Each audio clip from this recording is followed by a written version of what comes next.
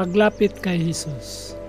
Sa Juan chapter 1 verse 38, dalawang alagad ni Juan Bautista ang nagsimulang sumunod kay Jesus. Nang mapansin ni Jesus ang mga ito, lumingon siya at tinanong, "Ano ang hinahanap ninyo?" Sumagot sila, "Rabay," na ang ibig sabihin ay guro. "Saan ka nananatili?" Tinawag sila ni Jesus, "Halika at makikita mo."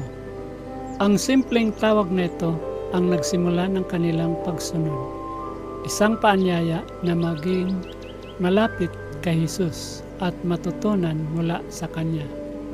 Tulad ng pagtawag ni Jesus sa mga unang alagad, "Halika at makita mo."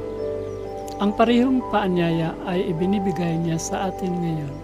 Hindi lamang ito tungkol sa pagsunod sa mga alituntunin o doktrina, kundi sa pagsunod kay Jesus mismo, sa pagtatag ng personal na relasyon sa Kanya. Ang ating buhay ay maaaring maging abala, ngunit si Jesus ay laging nagtatanong, "Ano ang hinahanap mo?" At ang Kanyang sagot ay palaging pareho, "Halika at makikita mo." Kapag tayo ay lumapit kay Jesus, matutuklasan natin ang Kanyang presensya, kapayapaan at layunin na magpapabago sa ating mga puso at buhay. Aming Ama sa langit, maraming salamat sa paanyaya na lumapit sa iyo. Tulungan mo kaming tumugon sa iyong tawag, hindi lamang sa mga salita kundi sa aming mga puso. Naway magpatuloy kami sa masiding pagsunod sa iyo.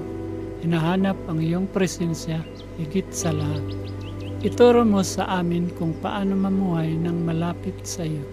Nagtitiwala na gagabayan mo kami at pupunuin kami ng iyong pag-ibig at karunungan. Sa pangalan ni Jesus, Amen.